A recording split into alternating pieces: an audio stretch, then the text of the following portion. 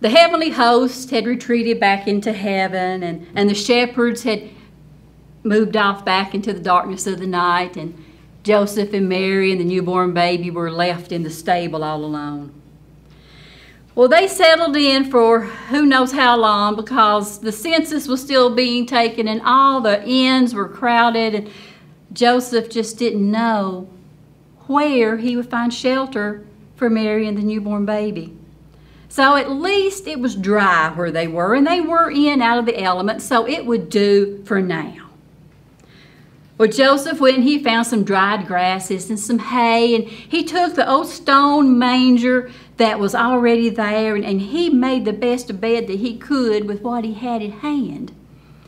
And when the baby Jesus went to sleep, Mary laid him in the hay, and they stood back, and isn't he the sweetest little thing you ever saw? I've seen some pretty babies in my time, but I do believe that's the purest one I've ever seen. Well, Mary and Joseph were tired, and they had finally sort of drifted off to sleep when Miss Horse decided she was hungry. That was her manger. That was where her supper was put every day of the week, and something was laying there on top of her supper. Well, she just began to nibble, and she nibbled, and she nibbled, and she nibbled, till she nibbled away every bit of that dried grass and hay, and the poor baby Jesus was laying on that hard stone, that cold stone. He's a newborn baby, the Son of the Most High, but still he was a newborn baby. When a newborn baby gets cold, they're going to cry. And he began to cry. And Mary saw what the horse had done, and she said, "Miss Horse, don't do that anymore. He's a baby. That's his bed. Leave him alone." So Joseph made another little bed, and Mary finally got Jesus back. So he was a newborn, so you know she had to do a lot of rocking. And she laid him back down and said, "Now, shh."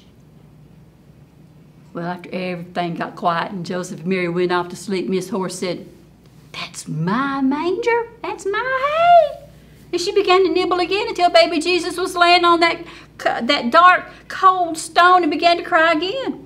Well, Mary had it. "Miss Horse, you are just not a nice person. You're not a nice animal.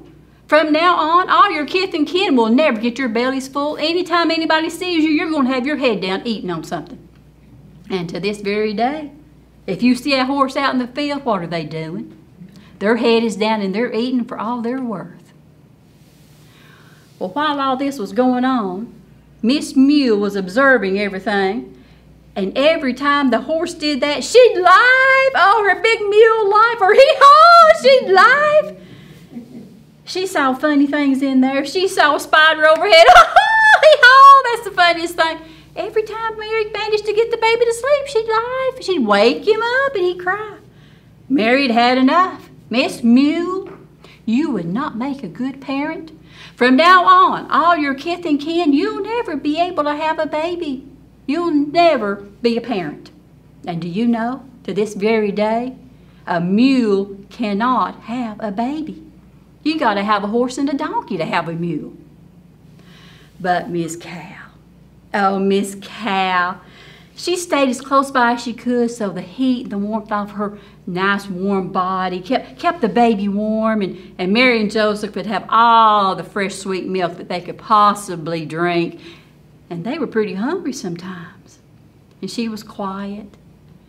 And Mary said, just as they found a new place to stay, Joseph was finally able to find a better place. I mean, a stable is not a place for a newborn baby. And he had finally scratched around and found a place to take Mary and the baby. But when they gathered up their few belongings and were getting ready to leave the stable for the last time, Mary looked at Miss Cow. "Miss Cow, you've been so kind to us. Thank you for all the fresh milk, and thank you for trying to help keep us warm. From now on, all your kith and kin, after you've grazed in the field all day, you'll lie down under the shade of a tree and you'll chew on what they're going to call it, your cud. And you'll be able to relax in the shade. And today, when you look off in the field and you see a bunch of cows right after they've probably had their lunch, or their dinner as it's really called, you'll see them laying around in the shade, chewing their cud.